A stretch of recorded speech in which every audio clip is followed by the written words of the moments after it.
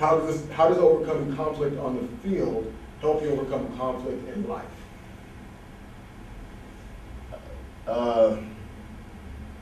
Conflict on the field is more like a car wreck when you have to hit 300-pound linemen. Right. Sports teaches you discipline.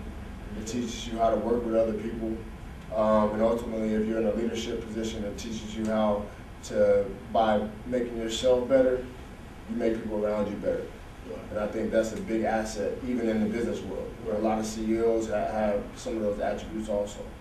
Right, that's awesome. You know, I noticed that there's a kind of a continual theme in all of your responses is about how a person has this kind of a responsibility to build up the legacy. You know what I mean? And I noticed that in just about all of your responses, in some kind of way that comes in. What are you going to be remembered as? You know? Yeah. It's, Milloy, the football player. Yeah. Why stop there? What other areas outside of business are you involved in currently? Nothing. I mean, football is a full-time job, man. Right. Like the reason why I've lasted so long in the NFL is because I give 100% to my craft. Right. And over the last 2 years, I've really started working on the transition out. I have made some investments. I'm pretty frugal with my money, and I know how to say no. I think that's another thing that young guys have to do when they get money. You get approached by everybody, family, business people, whatever, with ideas that they have. You gotta learn how to say no. It's okay to say no. So I've been pretty good up until this point, but I have, like I said, been making a couple ventures here and there or whatever. But I'm gaining steam. I'm learning business. I'm willing to start.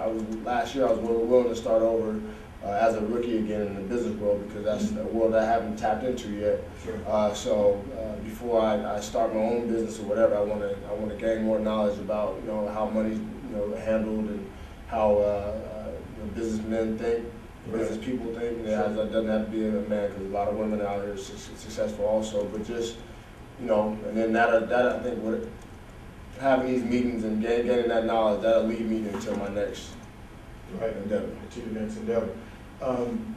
Let's see. The next question is, what type of causes are you most passionate about and why? Well, I'm chopping on some ice, but I think it's obvious to say that I'm more passionate about the things that led my family to suffer back in the day, and that's drugs, alcohol, and then the things I can relate to as far as being on the streets at a young age. Boys clubs played a big part of that, giving me a safe haven to go to. A lot of people didn't know why I spent so much time at the boys club. Well, that was a lot of times the only time I can see light. Yeah. When I went home, there was no light. Yeah.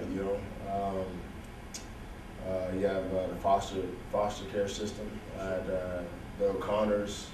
My best friend was Gary O'Connor down in Tacoma. His family is a family that took me in, so that's my second family.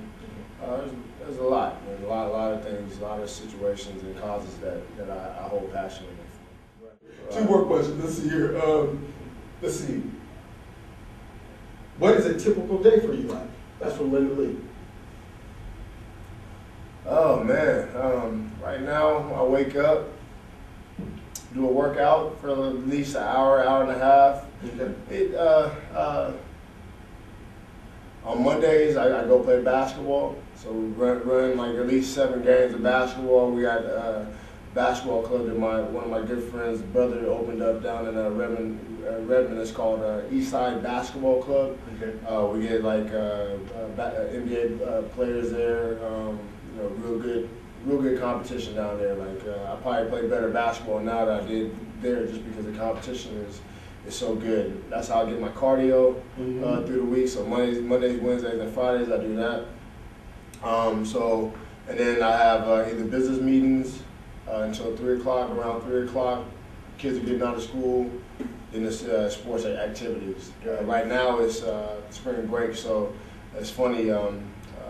my 13-year-old, she has all the ability in the world. I'm just trying to get that second gear out of her. So one of the things I've been doing this week is having her work out with me. Right. You know, wow. She's real athletic. Right. She's a girly girl. I think this week more than anything, I just wanted to teach her how to, when that you know you have 2 reps to go, how it's okay to say, come on, Lord, let's get it. Mm-hmm. You know, she's so reserved. I'm trying to pull that out of her, and right. It's fun to watch her really actually go after it and starting to talk to herself.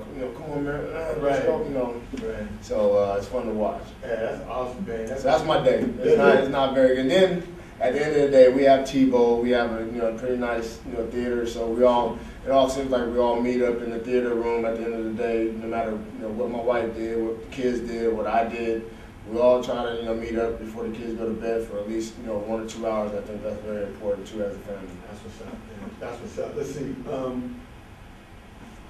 Do you think you may do some more acting in the future? Saw you 3 complaints. Oh, man. Who said that? What user was that? That's good. That was somebody calling themselves the admin. The admin. Okay, admin. I think that's very general, but I got my what's the card you get as a SAG. I got that or whatever. The first movie I was actually in was Stuck on You with Matt Damon and Greg Kinnear. Okay, right. I don't know if you remember that. They were Siamese twins, stuck together. I do remember that. Right. It was me and the Farley brothers, or Fairley brothers are from I think Rhode Island or something like that. They're New Englanders. So they filmed that down in, I think we were in Miami. Me and Tom Brady went down there and we got a hold of them. They're like, well, come by the set. So actually, me and Tom Brady are the 2 nerds that I was on a Mac computer. That was probably the first time I touched a Mac computer. Making Cher's, the singer, Cher's butt bigger. Yeah. And it was like, I had he had the big chops and the trucker hat. Right. And I had like an earring or something. I looked like a nerd or whatever, but that was us. And then we could play that game. I was Vivica Fox's boyfriend at the end. So I came up, lowered my voice, baby, you ready? Or something I said, and gave her a kiss. Yeah. And the funny thing about that is that the whole movie goes by, my family's watching it. It's a real good movie or whatever. I don't think it went to the movies. It just went to straight to DVD. But I had my daughter. I got 3 daughters. My daughter's watching, and here I am. I know my part. My wife knows my part. Right. I asked my wife permission before I did it. Absolutely. The end of the movie comes. Vivica comes on. I get in her ear. I said, "Baby, are you ready?" Right. She says yes. I said, "Okay, I'm gonna go get the car, so you don't have to park. So you don't have to drive too far or walk too far or something." And I gave her a kiss on the cheek. Right. So all of a sudden, I just see my kids get still. It's dead silent in there, right?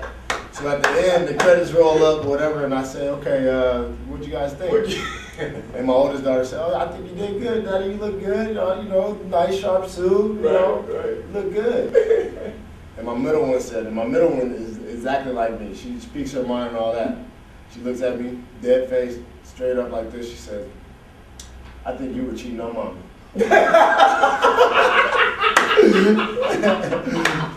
So that's my life, man. Man, wow, man. We just have a comment here that says,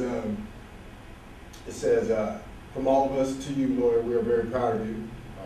Thank you. That's from Jay Kinlow. And I want to, thank you, man, for stopping by. It's always a pleasure, bro. Yeah, thank you very much. Now, listen, there's a few websites that Lord gave. www.footballcamps.com for my football camp in July 9th through 12th. The Lawyer Milloy Foundation, I think it's lawyermilloy.com, straight lawyermilloy.com. That will be up and running. It's in the process of getting there. My boy Arlen's gonna do probably do the website, and then glambandz.com, my wife's company. Yeah, glambandz.com. Again, Lord Milloy. Thank you so much. Thank you, bro. This is your host, A. Lawrence Haskins. Thank you for tuning in to this exclusive livecast segment on the all-new ALHlive.com. Be well. We'll talk to you soon.